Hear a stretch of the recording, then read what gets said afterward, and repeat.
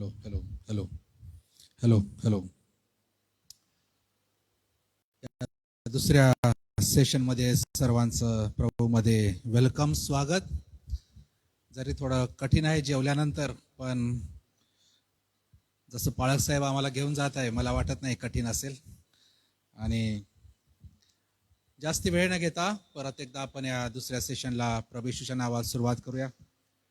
प्रार्थना करूया. प्रार्थनापूर्वक की संपूर्ण वेळ आम्ही आमच्या पवित्र देवाच्या हातामध्ये देणार आहोत. कोणत्या प्रकारचं व्यत्यय आणि अडखळण देवाच्या वचनाद्वारे ज्या गोष्टी आमच्यापर्यंत त्याच्या आत्म्याद्वारे कळविण्यात येत आहे, त्यामध्ये कोणत्या प्रकारची बाधा निर्माण होऊ नये यासाठी आपण प्रार्थना करू. प्रार्थना करू. स्वर्गीच्या देवा, तुला धन्यवाद देतो, मान सन्मान प्रभू आम्ही तुला देतो, कारण त्यास केवळ आणि केवळ तू योग्य आहे. तू समान आणि तुझ्या बाजूला दुसरा असा कोणी देव नाही. आणि म्हणून प्रभू तुला आम्ही धन्यवाद देतो. तुझ्यानंतर असे उपकार प्रभू आमच्यावर आहे. आज तुझ्या अपार दयेने कृपेने जवळजवळ 1.5 वर्षानंतर प्रभू आम्ही तुझे दास परत एकदा एकत्र रिफ्रेशर कोर्सच्या द्वारे प्रभू आम्ही झालेले आहोत. आणि म्हणून तुला धन्यवाद देतो. ज्या गोष्टी प्रभू, ज्या बेसिक गोष्टी आहेत, त्याची परत एकदा पुनरावृत्ती, त्याची आठवण आणि त्या परत एकदा प्रभू आम्ही आठवाव्या, ती तुझी इच्छा दिवसात आहे. आम्ही बघतो आमच्या सभोवताली कितीतरी खोटे शिक्षण प्रभू डोके काढताना दिसत आहे. आणि अशा वेळेस प्रभू या गोष्टी आमच्या तोंडी पाठ असाव्या, आमच्या स्मरणात असाव्या, यासाठी तुझ्या वेळेनं रूप, तुझ्या इच्छेनं रूप प्रभू, आणि तुझ्या योजनेत प्रभू तुझ्या दासांना प्रभू या ठिकाणी तू घेऊन आला, म्हणून देखील तुझे आभार मानतो. या सेशनमध्ये परत एकदा प्रभू तू आमच्या मनाचा ताबा घे, अंतःकरणाचा ताबा घे, आमचे विचार तू आपल्या हातामध्ये घे. आणि सर्व ज्या सैतानी शक्ती प्रभू येशू तुझ्या नावात आम्ही धमकावत आहोत, ह्यासाठी की तुझ्यावर लक्ष केंद्रित करण्यास आमचं तू सहाय्य कर. पाळक साहेबांना विशेष तुझी कृपा दे. त्यांच्या ओठा जिभेला तू स्पर्श कर. आणि त्यांच्याद्वारे प्रभू ज्या गोष्टी आम्ही आज ज्यावर मनन करणार आहोत, त्या आमच्यासाठी खरोखर आमच्या सेवेसाठी मार्गदर्शनार्थ प्रभू आम्हा सर्वांना होऊ दे. आम्हाला एक नवीन, आमच्या सेवेसाठी एक नवीन दिशा देणाऱ्या अशात होऊ दे. आमच्या सेवेसाठी प्रभू एक महत्वाचं माइलस्टोन अशात होऊ दे, अशी देखील तुझ चरणी आम्ही कळकळीची आणि आग्रहाची प्रार्थना करतो. पुढील सर्व वेळ आम्ही प्रभू तुझ्या हातामध्ये स्वतःला रिक्त करतो. येशूच्या नावाने प्रार्थना करतो, म्हणून तो आहे, आमेन. पाळक साहेबांना आम्ही पुढची वेळ देत आहोत. फक्त एक गोष्ट त्यांची अर्धी राहिली, आणि ती त्यांनी जर पूर्ण सांगितली तर मला वाटतं बरं होईल. त्यांच्या वडिलांनी त्यांना शिक्षा केली, त्यानंतर तिकीट चेक केलं, त्यानंतर काय झालं ते त्यांनी सांगितलं नाही. आणि तो पार्ट तुम्ही मिस केला, मला वाटतं तो सांगितलं. पळक पाळसाहेबांचं आम्ही वेलकम करू, टाळ्या वाजू, आणि पुढील वेळ त्यांच्याकडे.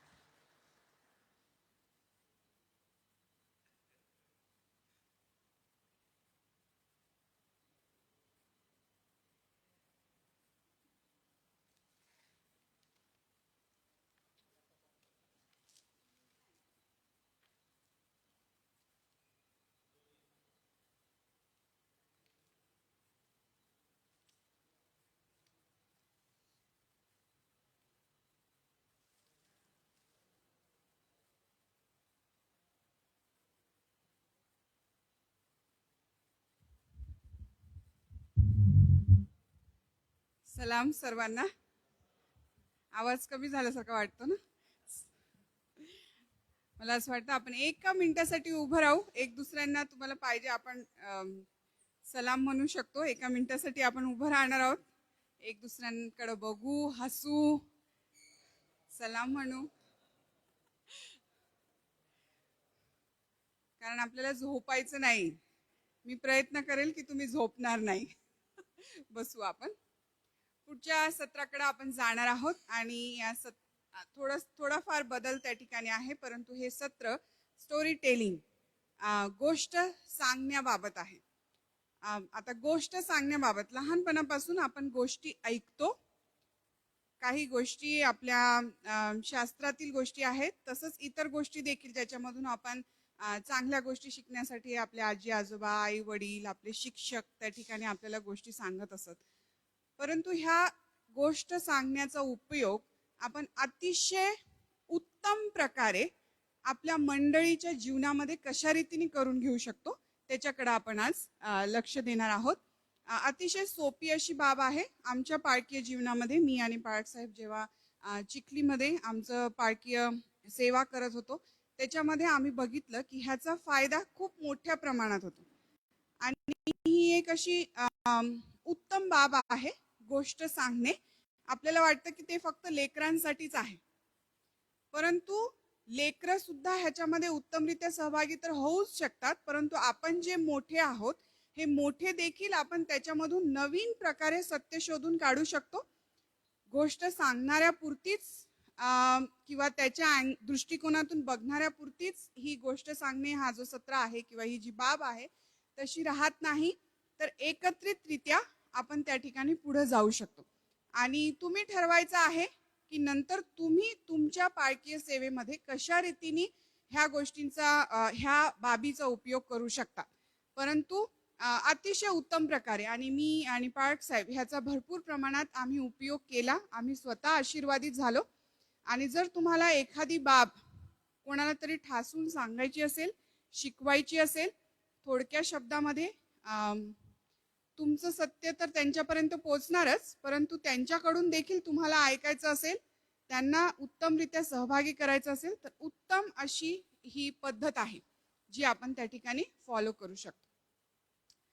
तयार आहे सगळेजण गोष्ट ऐकायला? जरी ती गोष्ट जुनीच असणार आहे, परंतु तुम्हाला ती ऐकावी लागणार आहे, कारण आज मला तुमच्याकडून मी त्याच्यातून काहीतरी शिकणार. शास्त्रातलीच गोष्ट अतिशय सोप्या भाषेमध्ये मी तुम्हाला सांगणार आहे आणि मग नंतर त्या ठिकाणी आपण त्याचे जे प्रमुख मुद्दे आहोत ते आपण बघण्याचा प्रयत्न करणार आहोत. ठीक आहे? कशा रीतीने आपण ती पद्धत अंमलात आणू शकतो. एक लहान मुलगा होता जो की आपल्या आई वडिलांसोबत त्या ठिकाणी राहत असे. तो लहान रीतीने होता. त्याचं काम होतं शेरडे मेंढरे सांभाळ. तुम्ही गेस करू शकता मी गोष्ट सांगत असताना, कारण आपल्या सगळ्यांना ही गोष्ट त्या ठिकाणी माहित आहे. आणि मग त्याच्या वडिलांनी त्याला जबाबदारी दिली की बाबा तू जा, तुझे जे भाऊ आहेत ते त्या ठिकाणी लढायला गेलेले आहेत, सैन्यामध्ये आहेत, त्यांच्याकडे तुला जायचं आहे. तो जातो. तो मुलगा म्हणजे दावीद. आतापर्यंत तुमच्या लक्षात आलं असेल की तो मुलगा म्हणजे दावीद. तो तिथे जातो, आपल्या वडिलांनी त्याला जे काही सांगितलेलं आहे त्याचं आज्ञा पालन करतो आणि त्या ठिकाणी त्याला जे काही बाब सांगितलेले आहेत त्यासाठी जातो. बघतो की तिथलं सर्व ॲटमॉस्फिअर तो पाहतो. त्याच्या असं लक्षात येतं की दुसरी बाजू जी आहे ती फार वरचढ आहे आणि त्या ठिकाणी तो विचार करतो की काय होणार आहे आता. आणि मग असं मी खूप डिटेलमध्ये गोष्टी जात नाही, कारण आपल्याला बऱ्याच गोष्टी त्या ठिकाणी, परंतु आपण पुढे जाऊयात. त्या ठिकाणी तो विचार करतो की मी हे काम करू शकतो. जो इतका धिप्पाड माणूस दुसऱ्या बाजूला आहे त्याला मारण्याचं काम मी करू शकतो. तसा निरोप शौलापर्यंत जातो. त्या ठिकाणी त्याला सांगण्यात येतं, परंतु काय होतं, शौल त्याला म्हणतो की तू नाही करू शकणार हे.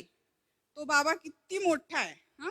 त्या सगळं जर गल्ल्याथाबद्दल आपण विचार केला तर भरपूर अशी ताकदवर तो होता.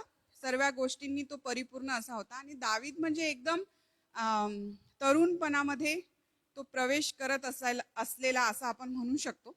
आणि कदाचित त्याचा निभाव लागणार नाही असं ते त्याला म्हणू लागलं. आणि दावीद त्या ठिकाणी म्हणतो की मी काय काय केलेलं आहे, माझ्या देवानी मला त्या ठिकाणी सहाय्य केलेलं आहे.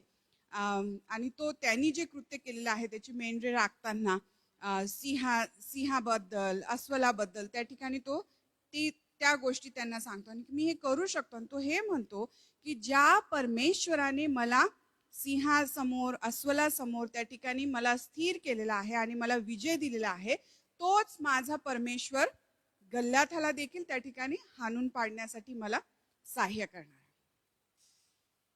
शौल तयार होतो, कारण त्या ठिकाणी परमेश्वराचा भक्कम पाठिंबा परमेश्वरामध्ये मुळावलेला असं दावीद त्याला दिसतो. शौल म्हणतो ठीक आहे, हे घे, माझी तलवार घे, माझी चिलखत घे, आणि काय म्हणतात त्याला अजून आपण डोक्यामध्ये जे घालतो शिरस्त्राण घे, पायामधले जे त्या ठिकाणी प्रोटेक्टिव्ह त्यांचे जोडे असतील त्या प्रकारचे त्या ठिकाणी ते घे, घालतो, दावीद सगळं घालतो. पण दावीद ते घालून त्याला काय हालचाल करता येत नाही. आपण इमॅजिन करू, जर आपल्याला सांगितलं कोणी घालायला तसं, तर काय होईल आपलं? हालचालच नाही करता येणार. आणि तो म्हणतो की मी मी नाही घालू शकत. त्यांनी घालून पाहिलं, पण तो म्हणतो मी नाही करू शकत. मला जे करायचं आहे ते मी नाही करू शकत ह्याच्यामध्ये, कारण मला ह्याची सवय नाही. आणि त्या ठिकाणी तो सर्व ते काढून घेतो आणि तो अक्षरशः एक काठी घेतो आणि त्या ठिकाणी जो ओहोळ असतो त्या ओहोळाजवळ जाऊन 5 गुळगुळीत गोटे तो आपल्या संती घेतो. त्याची गोफण त्याच्याजवळ असते. तो जातो, पलीकडे गल्ल्यात असतो, एवढा धिप्पाड, बऱ्याच गोष्टी तो बोलतो, देवाविरुद्ध तो बोलतो. त्या ठिकाणी त्याला म्हणतो की तू काय मला मारशील, त्याला चॅलेंज करतो. परंतु दावीद त्या ठिकाणी घाबरत नाही आणि जो परमेश्वर त्याच्या संगती होता, त्या परमेश्वराच्या संगतीनं तो म्हणतो की आज मी तुला त्या ठिकाणी पाडणारच, तुझा पराभव त्या ठिकाणी करणारच. आणि दावीद आपल्या देवाचं नाव घेऊन त्याचा गौरव करत असताना त्यांनी गोटा घेतला, आपल्या गोफणमध्ये टाकला, चांगला त्याने फिरवला आणि बरोबर त्या ठिकाणी मारला आणि तो गल्ल्यात त्याला लागला आणि गल्ल्यात खाली पडून त्याच ठिकाणी त्याचा पराभव झालेला आपल्याला दिसून येतो. गोष्ट बसली लक्षामध्ये? ऐकली का तुम्ही सर्वांनी गोष्ट? आता हे माझे शब्द होते बरं का. पण आता आपण काय करणार आहोत, आपण 2-2च्या ग्रुपमध्ये जाणार आहे. तुमच्या जवळ जे बसलेले आहेत त्यांच्या संगतीस तुम्ही जाऊ शकतात समोर, ठीक आहे. एक एक पार्टनर तुम्हाला शोधायचं आहे. तुम्हाला उठायला पाहिजे, दुसरं कोणाजवळ जाऊन बसायला पाहिजे, तर ते पण तुम्ही करू शकता. परंतु हीच गोष्ट, कदाचित तुमचे शब्द वेगळे असतील, परंतु हीच गोष्ट तुम्ही एक दुसऱ्यांना सांगायची. फक्त एक व्यक्ती सांगेल आणि दुसरा ऐकेल असं नाही. तुम्ही टर्न घ्यायचं, एकाने सांगितल्यावर दुसऱ्यांनी पण सांगायची आणि ऐकायचं आहे, बरं का. तर आपण 5 मिनिटं घेऊया. आपण 2-2च्या ग्रुपमध्ये जाऊ आणि एक दुसऱ्यांना आपली वेळ घेऊन त्या ठिकाणी आपण गोष्ट सांगणार आहोत. फक्त एकाने सांगायची दुसऱ्यांनी ऐकायची नाही. दोघांनी, एकाने सांगायची दुसऱ्यांनी ऐकायची, दुसऱ्यांनी सांगायची पहिल्यानी ऐकायची, ठीक आहे. मग आपण आता ही वेळ घेणार आहोत. दोघं निवडा तुमचं पार्टनर आणि गोष्ट सांगण्यास आपण सुरू करणार आहे. झोप येणार नाही, खात्री देते, झोप येणार नाही. तुम्हाला पाहिजे थोडं दूर दूर जाऊन बसायला, तुम्ही बसू शकतात बरं का. बरीच जागा आपल्याकडे आहे.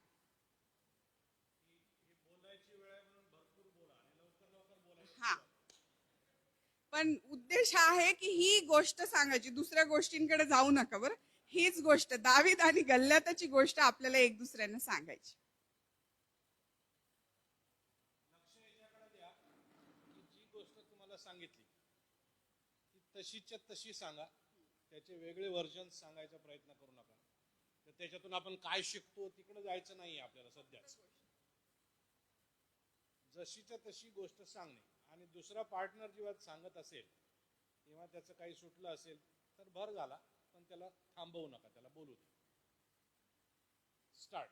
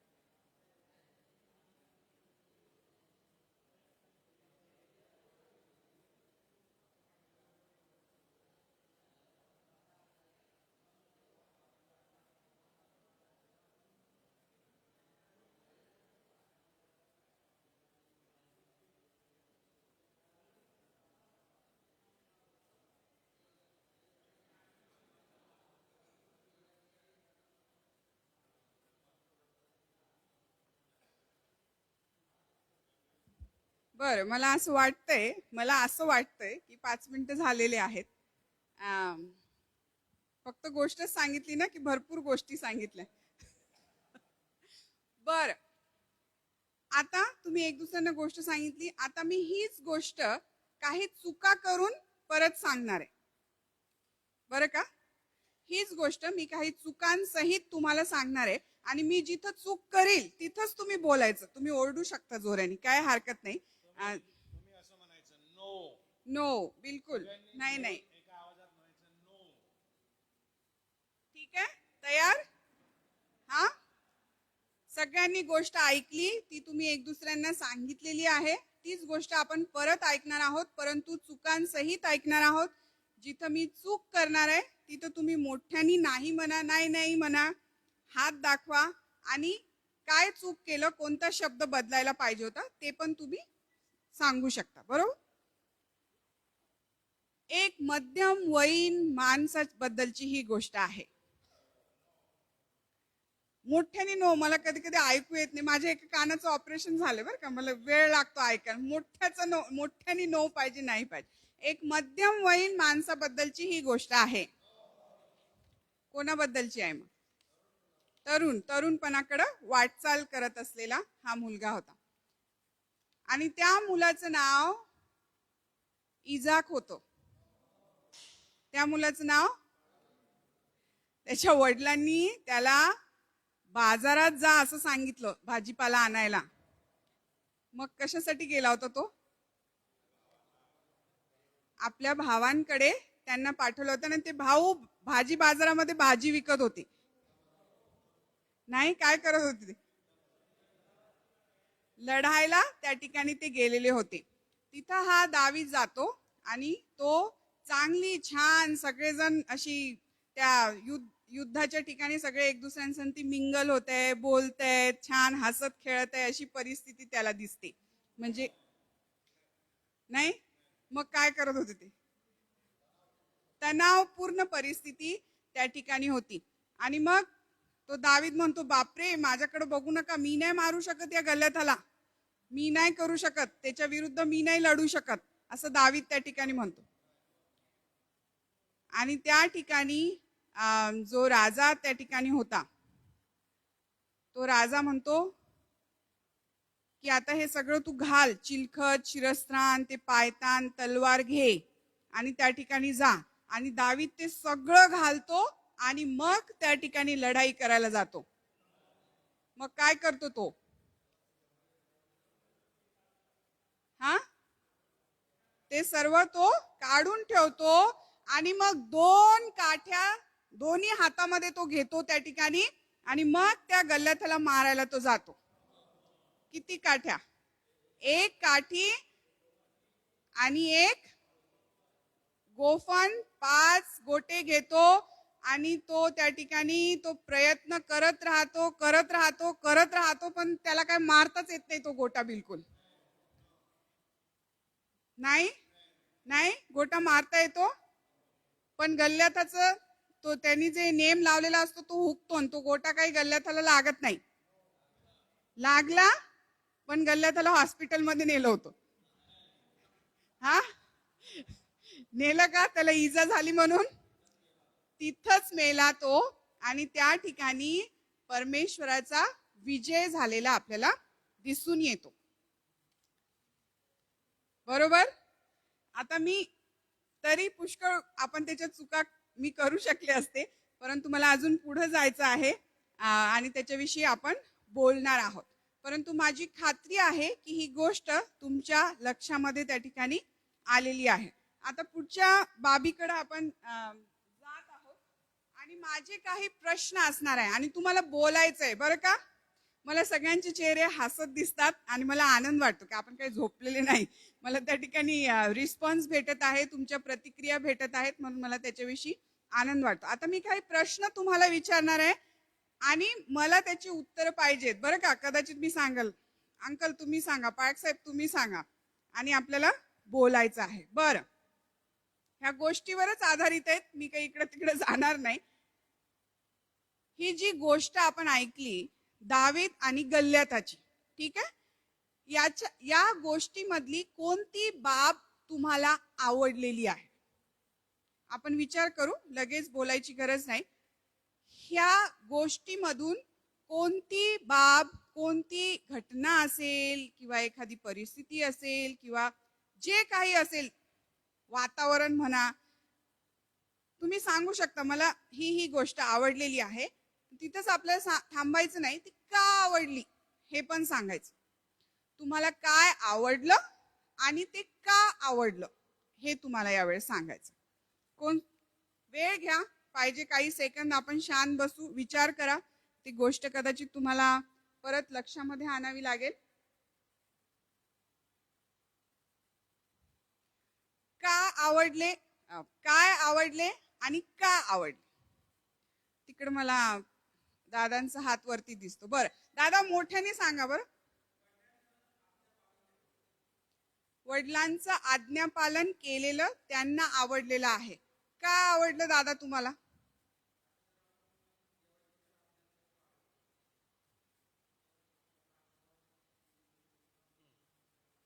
देवाची आज्ञा जर आपण पाळली, जशी दाविदाने त्याच्या वडिलांची आज्ञा पाळली, तशीच आज्ञा जर आपण देवाची पाळली तर देवबाप आपल्याला आशीर्वादित केल्याशिवाय राहत नाही. थँक्यू दादा.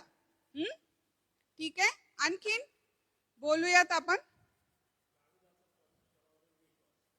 दाविदाचा परमेश्वरावरील विश्वास का आवडला पाळक साहेब?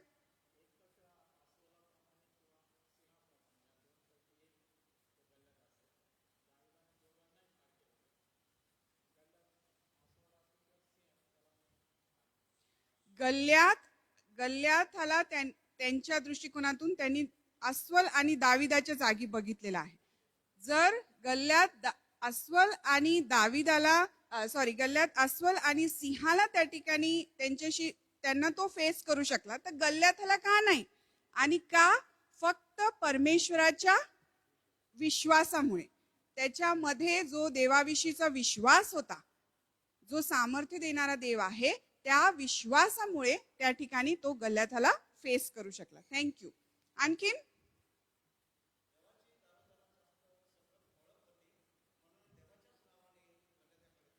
देवाची दाविदाला जास्त सखल ओळख होती आणि देवाच्याच नावाने गल्ल्याथाचा पराभव त्यांनी केलेला आहे. का तुम्हाला ही गोष्ट आवडली पाळक साहेब?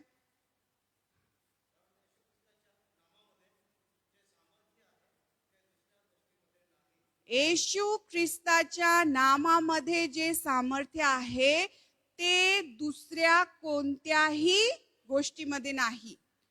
त्या सामर्थ्यानं भरलेलं कोणीही असं नाही. आणखीन बोलूयात आपण.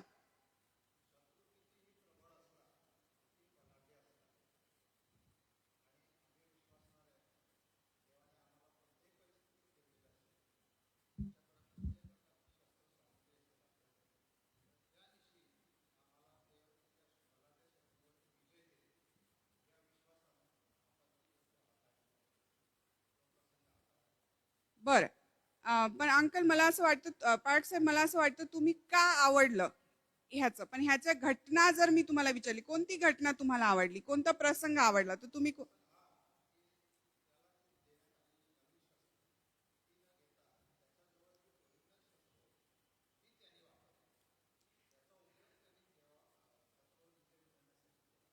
बरोबर.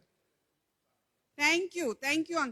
थँक्यू पाळक साहेब. मी अंकल म्हणेल, भाऊ म्हणेल, दादा म्हणेल, परंतु मी तुमची बहीण आहे, मुलगी आहे, म्हणून जर कोणाला वाईट वाटले तर मला माफ करा बरं का. त्याच्या जवळ जी शस्त्र होती, जरी ती साधी होती, पण ती त्यांनी वापरलेली आहेत आणि त्या शस्त्रांसहित त्याने शत्रूचा पराभव केलेला आपल्याला दिसून येतो. तो ज्याच्यामध्ये निपुण होता, त्याची निपुणता त्यांनी जाणलेली होती आणि त्याचा कॉन्फिडन्स होता की माझा देव माझ्या संती आहे आणि त्या शस्त्रांसंती त्याने शत्रूंचा पराभव केलेला आपल्याला दिसून येतो. फार आभारी आहे. आणखीन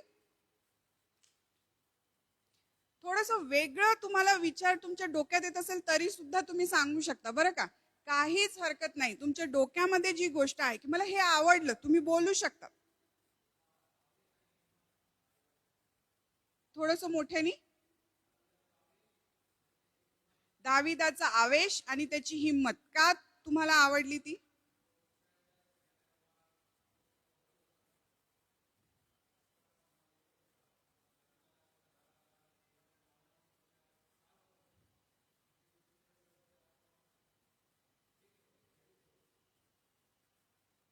दाविदाचा आवेश आणि त्याचं हिंमत का होती त्याच्यामध्ये? कारण त्याचं सामर्थ्यशाली देव त्याच्या संगती होता.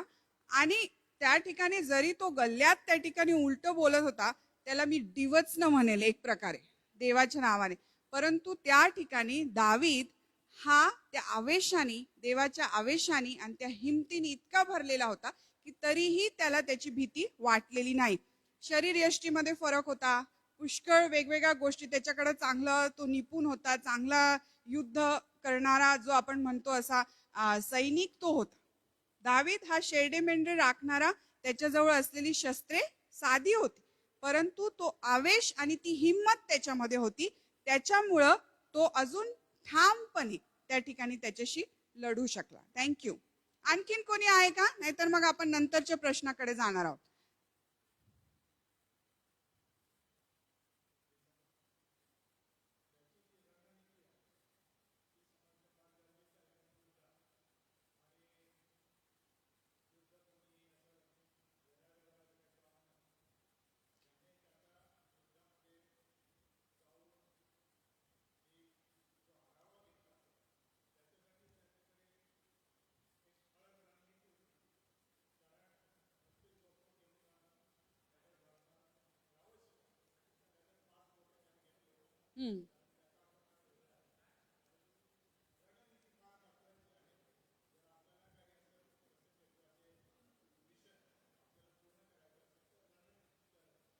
दाविदाची रणनीती ही अंकलला आवडली आणि महत्वाची आहे. मी त्याला प्लॅनिंग सुद्धा म्हणेल. आणि मला असं वाटतं सगळ्यात मोठी स्ट्रॅटेजी ज्याला आपण म्हणू शकतो आणि ती आहे. आणि सगळ्यात पहिले मी म्हणेल त्याचा देव, त्याची सगळ्यात मोठी हिंमत त्या ठिकाणी होता. आणि मग त्यांनी व्यवस्थित त्या ठिकाणी प्लॅनिंग ऑब्झर्वेशन वरून केलेलं स्ट्रॅटेजी त्या ठिकाणी त्यांनी त्याची वापरली.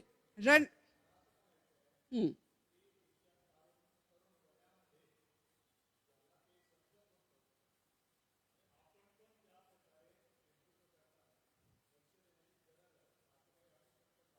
बरोबर.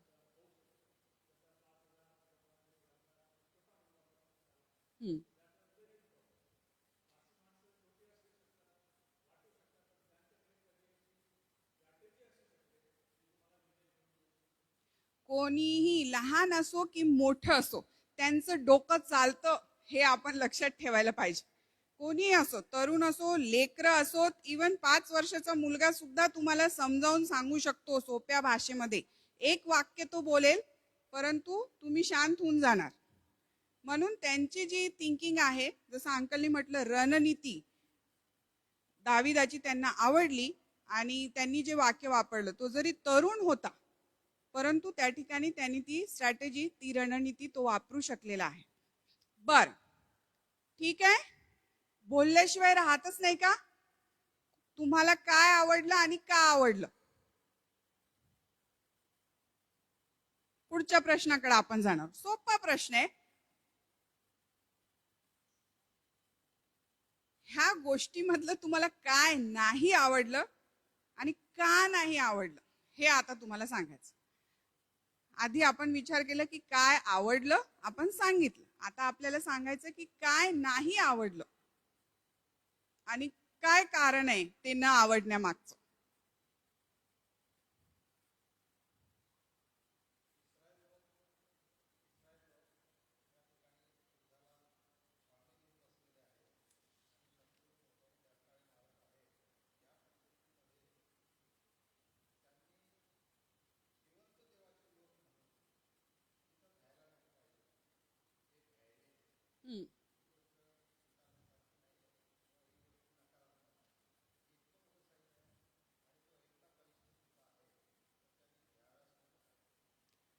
भीती. देवाचे लोक ज्यांना म्हणण्यात आलेलं होतं, त्यांच्या मनामधली भीती त्यांना नाही आवडली. कारण त्यांना असं वाटतं की ते भ्यायलाच नको पाहिजे होतं त्यांनी त्या ठिकाणी. ठीक आहे, भीती आवडली नाही. आणखीन काय नाही आवडलं याच्याकडे आपण लक्ष देत आहोत.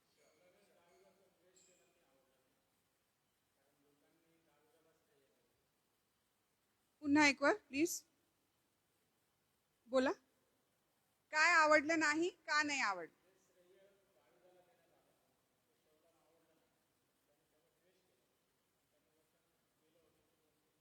पण माझी गोष्ट तिथपर्यंत गेलीच नाही. पण तुम्ही जे सांगतात आपल्याला ती गोष्ट माहित बरोबर आहे. त्या ठिकाणी द्वेष केलेला आपल्याला दिसून येतं, कारण सर्व श्रेय दाविदाला त्या ठिकाणी गेलेला आहे. द्वेष ह्या गोष्टीमध्ये जो द्वेष आहे नंतर त्या ठिकाणी जो येतो तो तुम्हाला आवडला नाही. बर,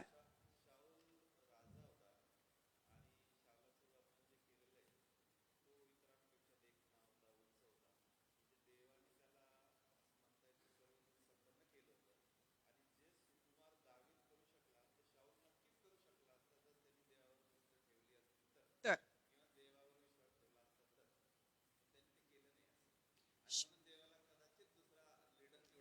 निवडाला शाऊलामध्ये देखील ती क्षमता होती. जे दाविदानी केलं ते शाऊल देखील करू शकला असता, पण त्यांनी ते केलं नाही, कारण देवाची भिस्त त्याच्या जीवनामध्ये नव्हती. ते दादांना आवडलं नाही. आणि ते बोलले पुढारीपणाबद्दल खूप मोठा धडा आहे नाही का. जेव्हा देवाची भिस्त आपल्या अंगी नाही, एक ख्रिस्ती पुढारी म्हणून त्या ठिकाणी दुसरा पुढारी निवडण्याची गरज नेहमी येते. आणखीन काय नाही आवडलं?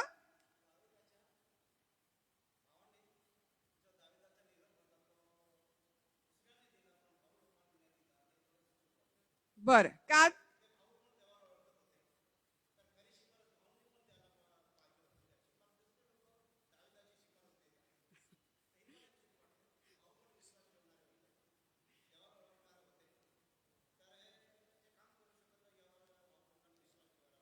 बर, घरच्या लोकांनी घरच्या व्यक्तीची शिफारस केली नाही हे त्यांना आवडलं नाही, कारण ते करू शकले असते पण त्यांनी ते करण्याचं टाळलेलं आहे. कदाचित तो लहान होता म्हणून त्याच्याकडे इग्नोर केलं असेल की अरे तू लहान आहे, किंवा मग असं असेल की घर की मुर्गी दाल बराबर. आपलं जर घराचं असलं तरी ते डाळीसारखंच लागतं, कितीही चांगलं बनवलं, कारण ते घरात बनलेलं आहे. पण आपण बाहेर जाऊन जर हॉटेलमध्ये ते खाल्लं त्याची चव वेगळी लागते. पण या ठिकाणी दावीद त्यांच्या मधलाच होता, त्याची निपुणताही त्यांना माहीत होती, परंतु त्यांनी ती जाणली नाही आणि त्या ठिकाणी त्याची शिफारस केलेली नाही. थँक्यू.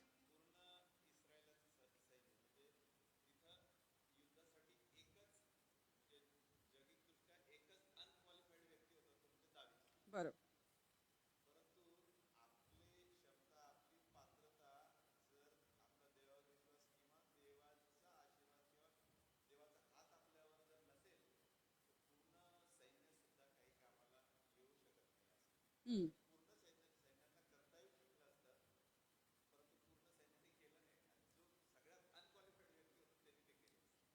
बर, आता दादा ज्या स्टेजवर दादा जे बोललेत हे शेवटचा एक मुद्दा आपला आहे बर का, त्याच्याकडे आपण जाणार आहोत. पण तुम्ही लक्षात ठेवा, तो दावीद हा एकच अनक्वालिफाईड व्यक्ती त्या सैन्याच्या वातावरणामध्ये होता, परंतु त्याचा उपयोग त्या ठिकाणी करून घेतलेला आहे. आपण दादा आपण नंतर ह्याच्यावर परत येऊ बर का. आणखीन काय नाही आवडलं आणि का नाही आवडलं पाळक साहेब?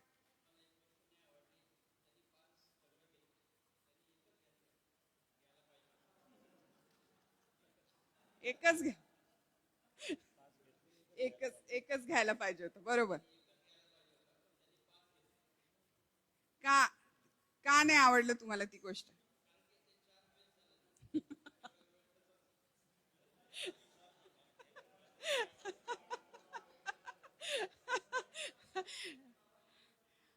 दावीद मानव होता हे विसरून काही आपल्याला चालणार नाही. मला इंटरेस्ट यायला लागला आता ह्याच्यामध्ये.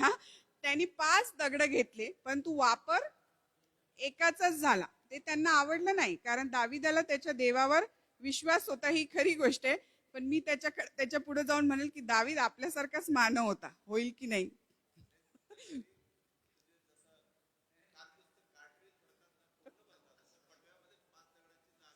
असेल म्हणून भरलं असेल. पॉसिबिलिटीज त्या ठिकाणी असं पण होऊ शकतं. तिकडं शेवटी काय नाही आवडलं आणि का नाही आवडलं.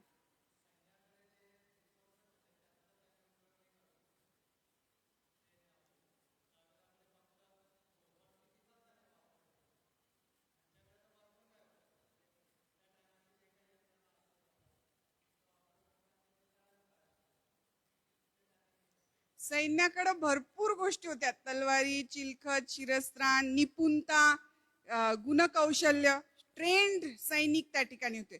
परंतु त्याचं काहीच त्या ठिकाणी म्हणजे त्याचे काहीच फायदा नाही झाला. परंतु दाविदाकडे जे काही होतं ते त्यांनी वापरलेलं आपल्याला दिसून. त्यालाही सांगितलं बाबा घाल चिलखत, स्वतःचं संरक्षण होईल. परंतु तो म्हटला की मी हे नाही करू शकणार.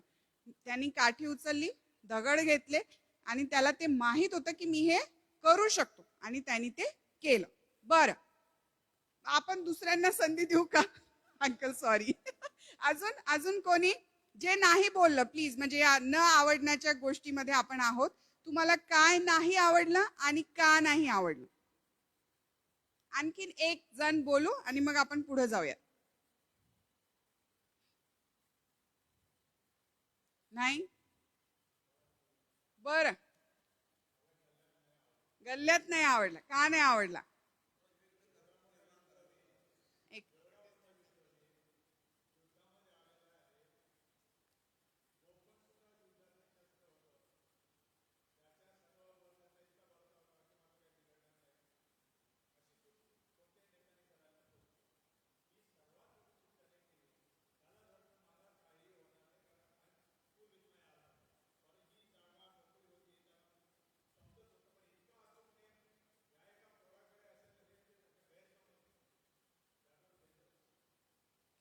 गल्ल्यात नाही आवडला. आपल्यालाही तो नाही आवडणार नाही का? गल्ल्या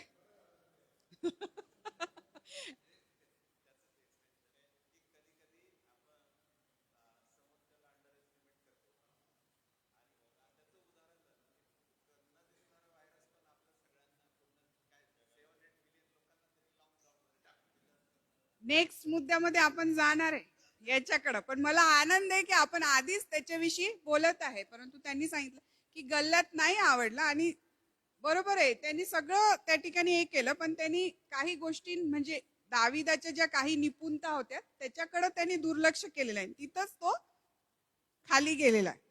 जर दाविदाचं त्यांनी साध्या ह्याच्यामध्ये पण त्यांनी विचार केला असता की अरे नाही हा खरंच त्याचा जो शॉट आहे, एम आहे, म्हणाला नेम आहे, तो फार अचूक आहे. जर त्यांनी लक्षात ठेवलं असतं तर कदाचित तो तयार झाला असता. परंतु त्या ठिकाणी त्याचा पराभव झालेला आपल्याला दिसून येत. बरं,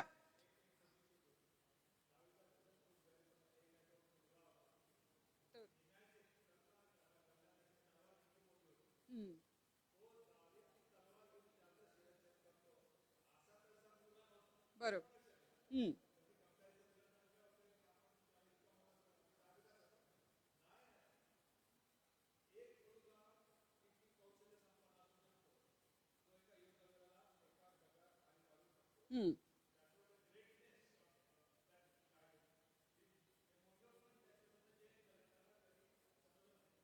बरोबर.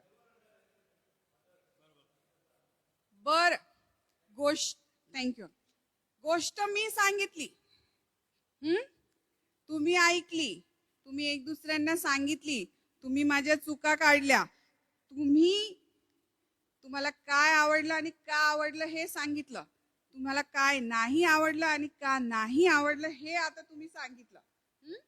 आज शेवटची गोष्ट आपण या करणार आहे की आपणास या गोष्टीमधील कुठल्या चारित्र्यासारखे वाटते किंवा होऊ वाटते असं पण आपण म्हणू शकतो आणि का.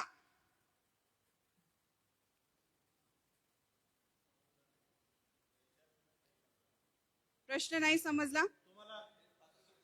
कोणतं पात्र आवडलं गोष्टीमधलं? कोणतं पात्र आवडलं किंवा कोणासारखं तुम्हाला व्हायला आवडेल? दावीद आणि गल्ल्यात जो आहे ही जी गोष्ट आहे, आता त्याच्यामध्ये बरेच पात्र आहे. वडील आहे, दावीद आहे, शौल राजा आहे, सैनिक आहे, गल्ल्यात आहे, दावीद आहे. मला जर विचारलं तर मी म्हणेल मला गोटा व्हायला आवडेल. म्हणजे निर्जीव वस्तू देखील तुम्हाला आवडू शकते, परंतु आपण जिवंत आहोत हे आपण लक्षात ठेवायला पाहिजे.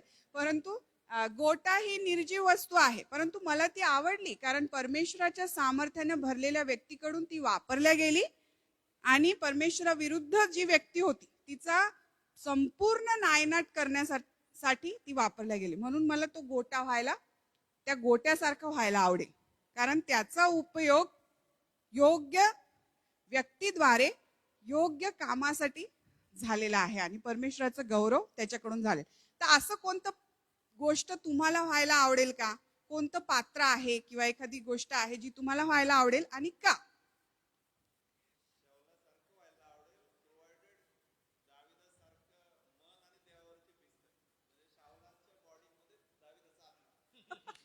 शौलाच्या बॉडीमध्ये दाविदाचा आत्मा. शौलासारखं व्हायला आवडेल कारण शौलाचं जे डिस्क्रिप्शन आहे, त्याचं वर्णन जे आहे ते इतकं भारदस्त आणि इतकं छान आहे. परंतु एक गोष्ट जी दाविदामध्ये वेगळी होती ती आपल्याला शौलाच्या जीवनात पाहायला भेटत नाही. परंतु उत्तम असं त्या ठिकाणी शौलासारखं व्हायला आवडेल दाविदाच्या आत्म्यासह. बरोबर. बरं, थँक्यू.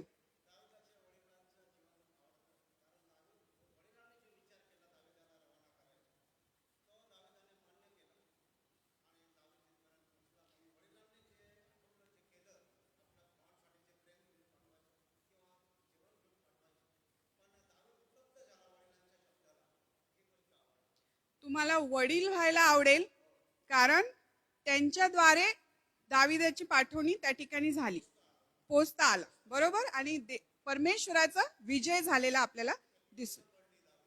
बरोबर. ठीक.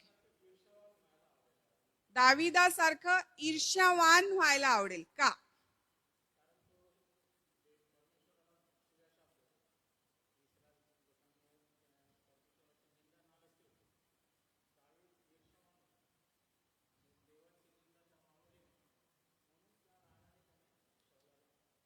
दाविदासारखं व्हायला त्यांना आवडेल कारण तो ईर्ष्यावान त्या ठिकाणी होता आणि परमेश्वराच्या विरुद्ध जेव्हा बोललं गेलं त्या ईर्षेने तो प्रेरित झाला आणि देवाचं गौरव त्याच्या गल्ल्याथाला मारण्याद्वारे त्या ठिकाणी करून घेण्यात आला. बर.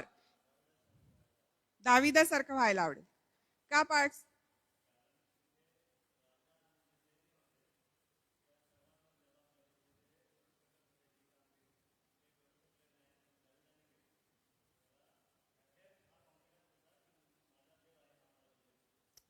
दाविदासारखं व्हायला आवडेल कारण त्या शत्रूला पराभव करण्यासाठी त्या ठिकाणी भरपूर सैन्य होतं, परंतु त्यांनी ते भ्याले, त्यांनी ती जबाबदारी स्वीकारली नाही आणि दाविदाने ती जबाबदारी स्वीकारली कारण त्याचा देव त्याच्या संगती होता, ज्याने त्याचा आत्मविश्वास त्या ठिकाणी वाढवलेला आहे. बर. आणखीन कोणतं पात्र व्हायला आवडेल, कोणासारखं व्हायला आवडेल आणि का? पार्थ सर.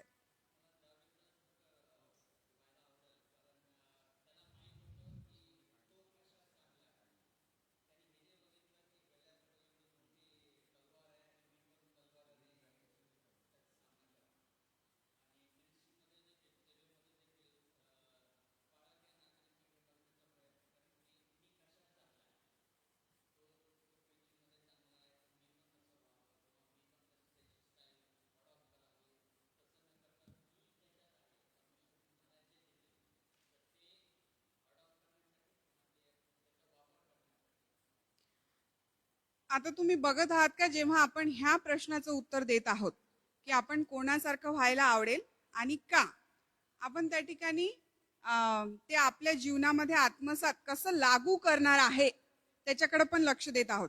दादांनी पण आपल्याला पुढारीपणाविषयीच्या काही गोष्टी आधी बोलल्या, त्या लागू करण्यामध्ये येतात की मला ते आपण न आवडणे किंवा आवडले याच्यावरच, परंतु हे त्यांनी सांगितलं की दावीद आवडला कारण त्याला माहित होतं की त्याच्यामध्ये काय चांगलं आहे. त्यांनी जाणून घेतलं की मी कोणती गोष्ट निपुण अशी करू शकतो, त्याच्यावर त्यांनी विश्वास ठेवला आणि तो पुढे गेला. तीच गोष्ट आपणही आपल्या जीवनामध्ये करू शकतो. आपल्यामधले काय चांगलं, मी काय चांगल्या प्रकारे करू शकतो, त्याचा उपयोग देवाच्या सेवेसाठी, देवाच्या गौरवासाठी करून घेतला जावं असं त्यांना वाटतं. आणखीन शौलासारखं व्हायला आवडेल का, मी हे म्हणते.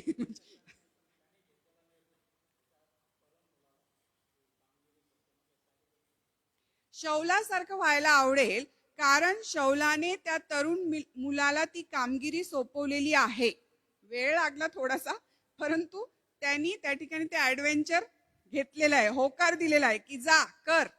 आणि आपणही सेवक या नात्याने ते करू शकतो. दुसऱ्यांना संधी देणं एक त्याच्या मागचा जो मुद्दा आपण म्हणू शकतो की दुसऱ्यांना त्या ठिकाणी आपण उत्तेजन देऊ शकतो, त्यांच्यावर विश्वास टाकू शकतो. आणि दाविदाला त्या ठिकाणी संधी मिळालेली आहे त्याची निपुणता दाखवण्याची. कोणतं पात्र व्हायला आवडेल, काय बनायला आवडेल आणि का? तिकडे ते दादांना बोलायचं वाटतं ना. दादा, नाही तुम्ही बऱ्याच वेळपासून काहीतरी बोलायचं असं वाटतंय मला. बरं बरं, ठीक आहे. आणखीन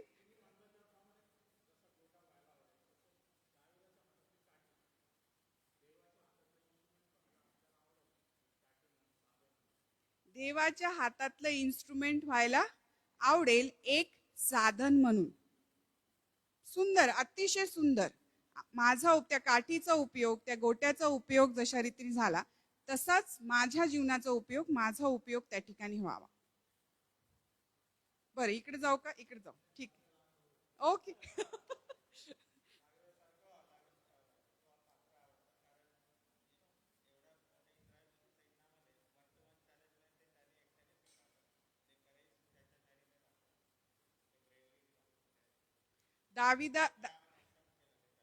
दाविदासारखं व्हायला आवडेल, कारण त्यांनी ते चॅलेंज स्वीकारलेलं आहे. जरी ते भलं मोठं होतं, परंतु त्यांनी त्याला हो म्हटलेलं आहे.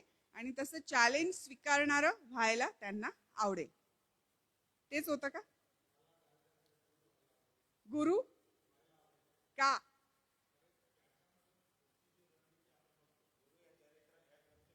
गुरु नव्हता.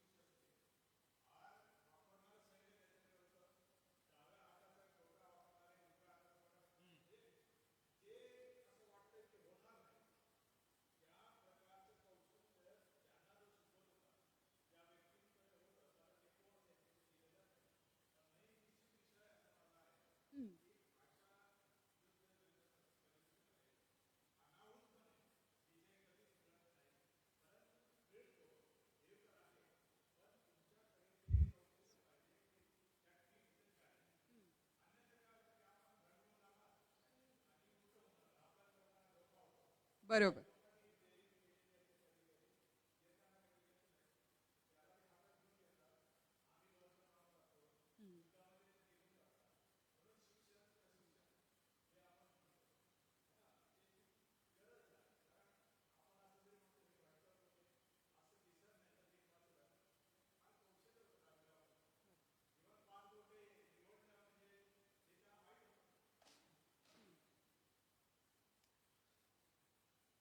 आवडली का गोष्ट? तुम्ही एन्जॉय करत आहेत का? बघा, तीच गोष्ट आहे जी आम्ही लहानपणापासून ऐकत आलो. आणि ह्या स्टोरी टेलिंगचा उपयोग आपण अधिक प्रभावीरित्या मंडळीमध्ये करू शकतो, अधिक प्रभावीरित्या तुमच्या कौटुंबिक भक्तींमध्ये करू शकतो, अधिक प्रभावीरित्या बायबल स्टडीजमध्ये करू शकतो, अधिक प्रभावीरित्या तरुणांच्या सभेत करू शकतो, संडे स्कूलमध्ये करू शकतो, स्त्रियांच्या सभेत करू शकतो, जोडप्यांच्या काउन्सिलिंगच्या सभेमध्ये करू शकतो. सर्वसाधारण सभेमध्ये आपण याचा उपयोग करू शकतो. ही एक पद्धत आहे. सहा पायऱ्या या पद्धतीमध्ये आहे. पहिली पायरी काय? गोष्ट सांगा. पण गोष्ट सांगण्याआधी मला गोष्ट येते असं गृहीत धरून चालू नका.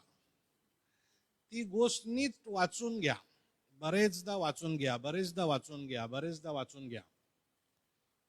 दुसरी पायरी काय? स्टोरी टेलिंगच्या पद्धतीची दुसरी पायरी काय? बरोबर, ऐकणाऱ्यांनी ती गोष्ट एक दुसऱ्याला जशीच्या तशी सांगायची. तिसरी पायरी,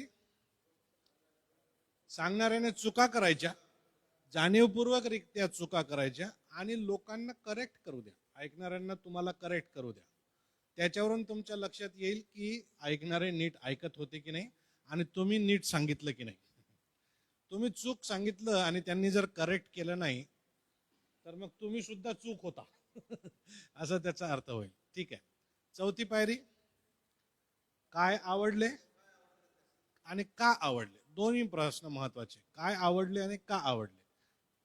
पाचवा प्रश्न, काय आवडले नाही आणि का आवडले नाही. सहावा प्रश्न, तुम्हाला कोणत्या पात्रासारखं किंवा गोष्टीमधल्या कोणत्या चरित्रासारखं व्हायला आवडेल. आता तुम्हाला हे फार फार संडे स्कूल लेवलचं वाटत असेल, परंतु मला तुम्हाला सांगू द्या, मी या ठिकाणी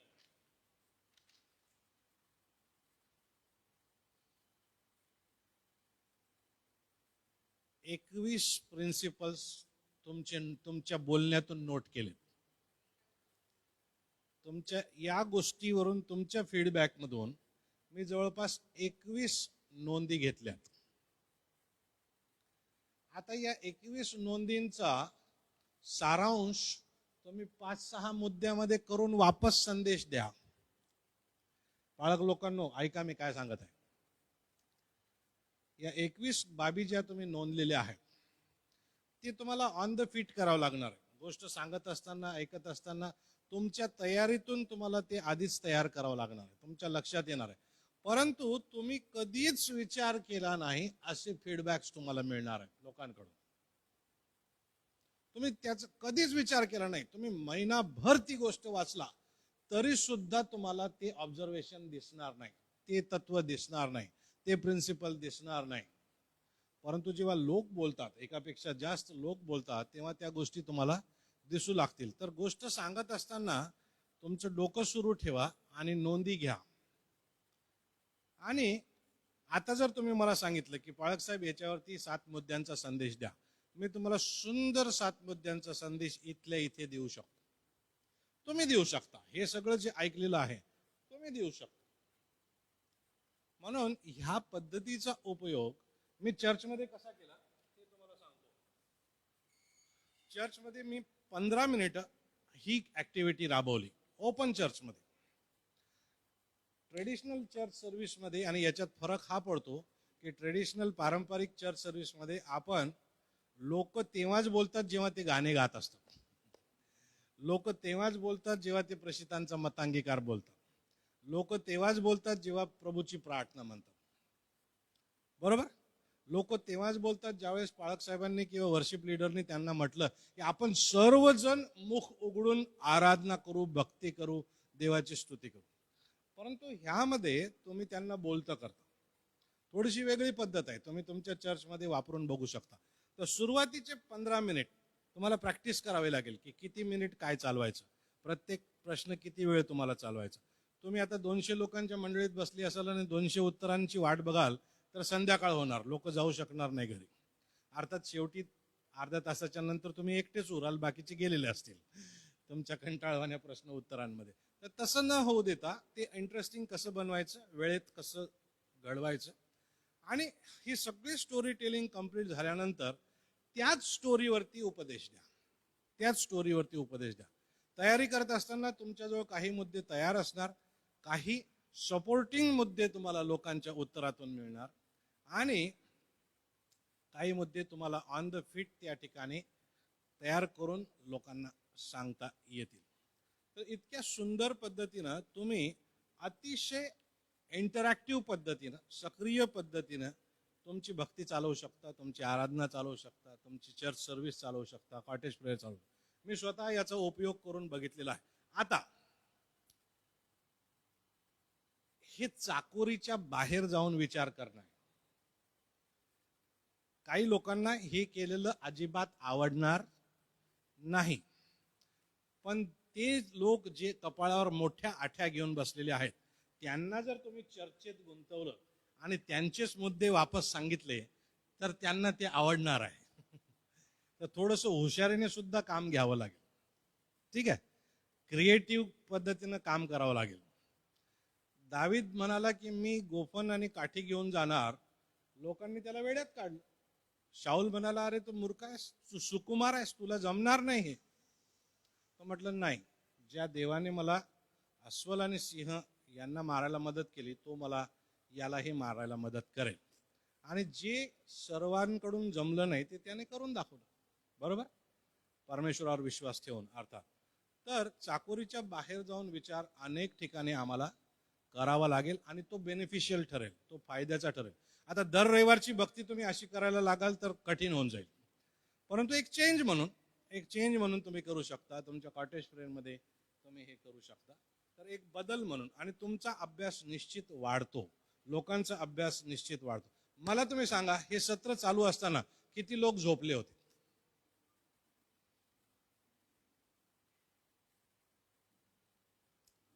मला दिसले काही, परंतु कोण होते ते माहिती आहे का? ज्यांच्याजवळ पार्टनर नाही आणि जे बोलत नाही तेच झोपू शकले. म्हणजे झोपू शकले म्हणजे पूर्ण नव्हते झोपले, परंतु ते इकडेही नव्हते आणि तिकडेही नव्हते. काही होते, एक एक एक दोन फक्त. बर, मला टीका नाही करायची, परंतु सांगायचं तात्पर्य हे आहे की तुम्ही लोकांना खिळवून ठेवू शकता, इन्व्हॉल्व करून ठेवू शकता. स्पेशली आफ्टरनून्स, दुपारी जेवण झाल्यानंतर कठीण होऊन जातं, तुम्ही त्याचा उपयोग करू शकता. तुम्हाला जर हे माझे 21-22 जे ऑब्झर्वेशन्स आहेत ते पाहिजे असतील, फोटो काढून घ्या प्लीज. तुम्ही डेफिनेटली फार सुंदर संदेश याच्यातून तयार करू शकाल. प्लीज प्लीज प्लीज प्लीज घ्या. हो, आता टी ब्रेक आहे. टी ब्रेक मध्ये अजून चर्चा सुरू राहू द्या, आपणास जाण्याची परवानगी. हो, आणि हे सर्व प्रश्न नोट्स स्वरूपात प्रिंटेड आहेत तुम्हा सर्वांसाठी.